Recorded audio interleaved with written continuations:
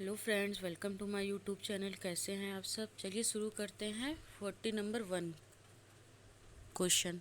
क्योंकि हमारा जो क्वेश्चन था वो क्वेश्चन 40 तक लास्ट की 4 क्लासों में हो गया था। आज 10 क्वेश्चन पढ़ेंगे। इसके बाद 2011 की जो इतिहास की यूजीसी नेट की जो सीरीज़ चल रही है हमारी पीवाईक्यू की, वो आज समाप्त हो जाएगी 2011 की।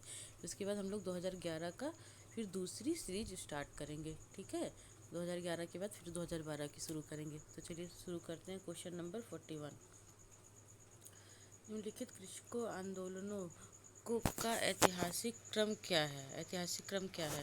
तो पहले इसमें दिया गया चंपारण, पाबना और एका मुफला। तो इसका क्या पूछा गया है? ऐतिहासिक क्रम क्या है? तो इसका ऐतिहासिक क्रम है, पहले तो पाबना आंदोलन आ जाएगा। ठीक है, पाबना आंदोलन हुआ था, देखिए दिया गया पाबना आंदोलन 1873 से 1876। फिर इसके बाद आ जाएगा चंपारण आंदोलन हुआ था 1917, गांधी जी ने किया था। उसके बाद मोफला विद्रोह हो जाएगा, ये हुआ था 1920, मुस्लिस मुस्लिस मुस्लिसार ने किया था। फिर उसके बाद आ जाएगा एका आंदोलन 1921 से 22। तो इसका फिर रहेगा पहले तो पाबना, फिर उसके बाद चंपारण, फिर उसके बाद मोफला, फिर उसके बाद एका। तो इसका राइट आंसर रहेगा डी।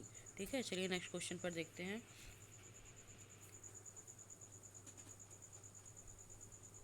क्वेश्चन नंबर 42, नीचे दिए गए दो वक्तव्य हैं, एक अभिकथन है और दूसरा कारण है। तो अभिकथन ए को आर से और कारण को एक, अभिकथन को ए और आर को कारण बताया गया। कृषि के वाणिज्यीकरण ने कृषक वर्ग में और भी विभेदीकरण कर दिया। ठीक है, कृषि के वाणिज्यीकरण से वृद्धि हुई। तो इसका जो राइट आंसर रहेगा वो रहेगा बी। दोनों सही है और किसी की व्याख्या नहीं कर रहा है। ठीक है, एक्सप्लेनेशन देख लेते हैं। कृषि का वाणिज्यीकरण भारत को उपनिवेशिक नीतियों का एक परिणाम था। कृषि वृद्धि हुई, किंतु कृषक वर्ग में और भी विभेद हो गया। उल्लेखनीय है कि कृषि के वाणिज्यीकरण के कारण धीरे धीरे कृषि व्यापारियों पर निर्भर होता गया है और व्यापारियों ने किसानों की गरीबी का पूरा फायदा उठाया है। ठीक है, चलिए नेक्स्ट क्वेश्चन पर आते हैं। क्वेश्चन नंबर 43, इटली के एकीकरण के लिए यंग इटली का गठन किसके द्वारा किया गया था? तो इटली के एकीकरण के लिए यंग इटली का एकीकरण किया गया था मेजीनिस के कारण। किसके कारण? मेजीनिस के कारण। इटली के एकीकरण के लिए यंग इंडिया का गठन सन 1831, कब? सन 1831 में जोसेफ मेजनी ने किया था। ज्ञात है कि इटली के एकीकरण, मतलब ध्यावत बोलो या ज्ञात बोलो, ज्ञात है कि इटली के एकीकरण का श्रेय मेजनी, काबूर और गैरिबल्डी को दिया गया है। किसको? मेजनी, काबुल और गैरिबाल्डी को दिया गया है।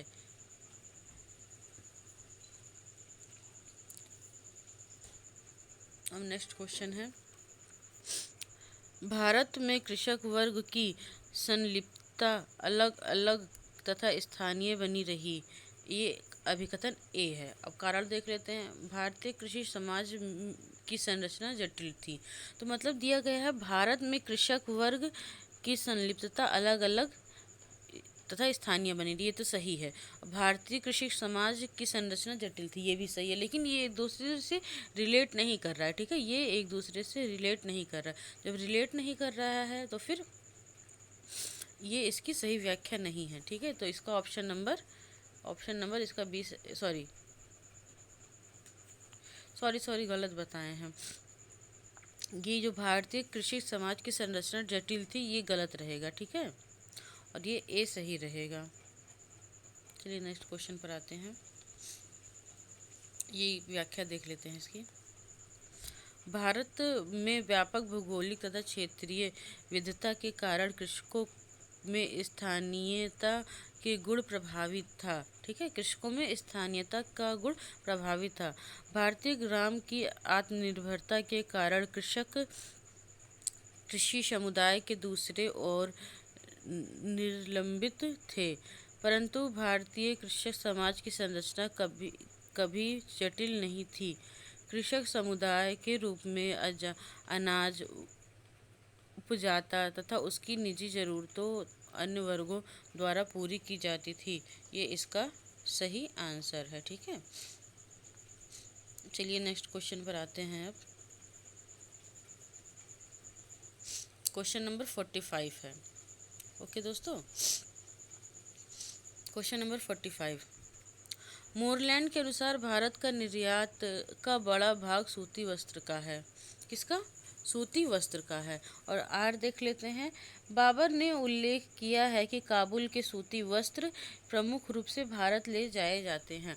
तो ये ए सही है और ये आर मतलब व्याख्या भी कर रहा है ए की, क्योंकि इसमें भी भारत का निर्यात सूती वस्त्र के बारे में किया गया है मोरलैंड के अनुसार। ठीक है, और इसमें भी बाबर का ने उल्लेख किया है काबुल के सूती वस्त्र भारत ले जाए जाते। तो इसका राइट आंसर है ए कि ए और आर दोनों सही है और ए की सही व्याख्या आर है। ठीक है, चलिए नेक्स्ट क्वेश्चन पर आते हैं। देख लेते हैं इसमें क्या दिया गया व्याख्या में। मुगल कालीन आर्थिक जीवन का वर्णन करते हुए इतिहासकार मोरलैंड। ठीक है, मुगल कालीन, तो मुगल कालीन बाबर के बारे में मोरलैंड ने लिखा है। ठीक है, कि भारतीय निर्यात एक बड़ा भाग सूती वस्त्र था। भारत में ने अपनी आत्मकथा बाबर ने अपनी आत्मकथा तुजु के बाबरी में इस बात का जिक्र किया है कि काबुल भारतीय सूती वस्त्रों में बाजार का एक बहुत बड़ा केंद्र था। ठीक है, बाजार का एक बहुत बड़ा केंद्र था। चलिए नेक्स्ट क्वेश्चन पर आते हैं। सूची 1 को सूची 2 से मिलाना है। ठीक है दोस्तों, सूची 1 को सूची 2 से मिलाना है। चलिए देख लेते हैं। एक तरफ है रूसो, मॉर्क ब्लॉक, एफ एंजल्स और एन श्रीनिवास। दूसरी तरफ है समाजवाद, जर्नलविल, संस्कृतिकरण और सामंतशाही। तो इसको बताएगा ये इसमें किसके साथ थे, मतलब कि इनका समाजवाद था, संस्कृतिकरण से संबंधित थे ये, मतलब इतिहासकार, मतलब कि ये लोग। ठीक है, तो ये जो रूसो थे, ये रूसो थे जर्नलविल। ठीक है, इसका जो राइट आंसर रहेगा दोस्तों बी रहेगा, रूसो थे जर्नलविल। और मार्क ब्लॉक थे सामंतशाही। ठीक है, कौन थे फिर से देख लेते हैं। रूसो थे जर्नलविल, मार्क ब्लॉक थे सामंतशाही और एफ एंजल थे समाजवादी और श्रीनिवास थे संस्कृतिकरण। ओके दोस्तों, चलिए नेक्स्ट क्वेश्चन पर देख लेते हैं। अब ये दिया गया पैराग्राफ। ठीक है, तो पैराग्राफ दिया गया है दोस्तों, तो पैराग्राफ हम देखिए दिखा दे रहे हैं। उसके बाद हम लोग देखिए और देख लेते हैं और बड़ा है कितना ही बड़ा है। ठीक है, चलिए एक बार पैराग्राफ हम लोग पढ़ लेते हैं, इसके बाद क्वेश्चन देख लेंगे। फिर भी करोड़ों लोगों जो समस्त भारतीय प्रायद्वीप में खुशियां मान रहे हैं, अर्थ रात्रि को भारत की नियति के साथ भेंट पर रूप में भाषण सुनकर रोमांचित हो रहे हैं, जिन्होंने उस समय बालक रहे व्यक्ति के लिए 15 अगस्त को एक अविस्मरणीय अनुभव मना दिया था। ठीक है, वे पूर्णरूपेण भारती के शिकार नहीं थे। 1948 से 51 में कम्युनिस्टों ने अपनी कीमत पर ही जाना कि यह आज़ादी झूठी है। यह नारे के दम पर नहीं है। ठीक है, यह आज़ादी झूठी है दोस्तों, यह नारे के दम पर नहीं है। भारत में स्वाधीनता उपनिवेशवाद का विघटन एक ऐसी प्रक्रिया का आरंभ थी जिसे कम से कम, जहां तक राजनीति स्वाधीनता का प्रश्न है, रोकना ठीक सिद्ध हुआ। ब्रिटेन और अमरीका की कठपुतली होने के स्थान पर भारत ने नेहरू के नेतृत्व में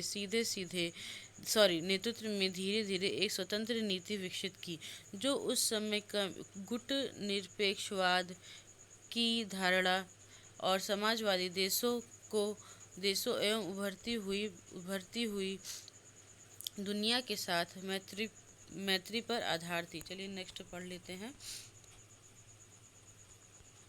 इसके बाद क्वेश्चन देख लेंगे, फिर आप लोगों को पढ़ना रहेगा तो आप लोग पढ़ के क्वेश्चन देख सकते हैं, ठीक है। 26 जनवरी 1950 में मोटे तौर पर एक लोकतांत्रिक संविधान की घोषणा की गई, जो उनके सीमाओं के बावजूद अंत तक सार्वत्रिक वयस्क मताधिकार के मुद्दों की अवहेलना करने वाली ब्रिटिश भारतीय संस्थाओं की तुलना में अधिक प्रगतिशील था। राजाओं और जमींदारों को धीरे धीरे बेदखल किया गया। जमींदारों की सीमा निश्चित की गई, यद्यपि यह कदाचित लागू होती हो। भाषाई आधार पर राज्य पुनर्गठनों के पुराने आदर्श को 1956 में प्राप्त कर लिया गया।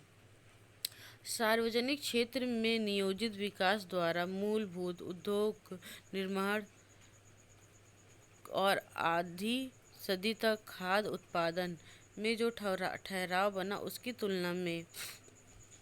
तुलना में उत्पादन में पर्याप्त बढ़ोतरी हुई, ठीक है। चलिए अब क्वेश्चन पढ़ लेते हैं। पैराग्राफ पढ़ने में थोड़ा टाइम लग गया।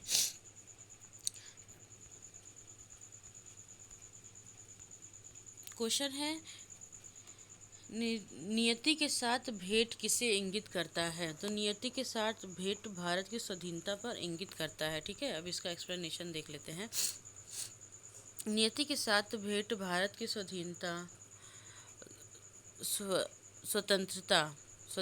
को इंगित करता है, क्योंकि पंडित जवाहरलाल नेहरू ने 15 अगस्त 1947 को आधी रात को भारत की नियति के साथ भेंट से संबोधित करके भाषण शुरू किया, जिसे सुनकर लोग रोमांचित हुए और उस समय जो बालक रहे होंगे वो 15 अगस्त के एक अविस्मरणीय अनुभव किया होगा।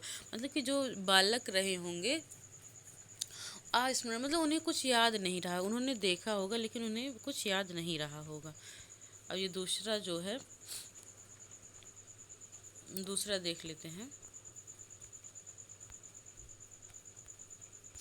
साम्यवादी नारा असफल क्यों रहा? ये क्वेश्चन है, साम्यवादी नारा असफल क्यों रहा? क्योंकि यह भ्रांतिपूर्ण रीति का विचारक था, ठीक है। अब इसका एक्सप्लेनेशन देख लेते हैं। साम्यवादी नारा इसलिए असफल रहा क्योंकि यह भ्रांतिपूर्ण रीति से विचारित था। 1948 से 51 में कम्युनिस्टों ने अपनी कीमत पर जाना कि यह आज़ादी झूठी है। ओके, यह नारे में दम नहीं है। ओके, चलिए नेक्स्ट क्वेश्चन देखते हैं। क्वेश्चन नंबर 49, भारत का प्रजातांत्रिक रूप कैसे उभर कर सामने आया? तो प्रजातांत्रिक सरकार की तथा नीति के विकास के माध्यम से। किसके? प्रजातांत्रिक सरकार नीति के विकास के माध्यम से। ऑप्शन नंबर ए सही है। अब इसकी व्याख्या देख लेते हैं। भारत का प्रजातांत्रिक स्वरूप प्रजातांत्रिक सरकार नीति के विकास के माध्यम से उभर कर सामने आया, चूँकि नेहरू के नेतृत्व में धीरे धीरे स्वतंत्र विदेश नीति विकसित की गई, जो उस समय के गुटनिरपेक्षता की धारणा थी, ठीक है दोस्तों। अब चलिए 50 नंबर क्वेश्चन देख लेते हैं। 50, इसके बाद हमारा स्वतंत्र भारत का पुनर्गठन किस प्रकार हुआ था? तो ये था भारतीय राज्यों की अर्थव्यवस्था का पुनर्निर्माण द्वारा। किसके द्वारा? भारतीय राज्यों की व्यवस्था के पुनर्निर्माण द्वारा स्वतंत्र भारत का पुनर्गठन हुआ था। एक्सप्लेनेशन देख लेते हैं। स्वतंत्र भारत का पुनर्गठन भारतीय राज्यों का अर्थव्यवस्था के पुनर्निर्माण द्वारा हुआ, जबकि राज्यों का पुनर्गठन भाषा के आधार पर किया गया। विदित है कि राज्य पुनर्गठन आयोग की स्थापना 1956 में की गई थी। कब की गई थी दोस्तों? 1956 में की गई थी। अब हमारा 50 क्वेश्चन ख़त्म हो गया है और आज की सीरीज़ भी जो 2011 की थी वो समाप्त हो गई है। अब कल पढ़ेंगे 2011 का द्वितीय प्रश्न पत्र हल, ठीक है। चलिए तब तक के लिए नमस्ते, बाय बाय, टाटा। मिलते हैं नेक्स्ट क्लास में। तब तक के लिए हमारे चैनल को सब्सक्राइब करिए, हमारे वीडियो को लाइक करिए।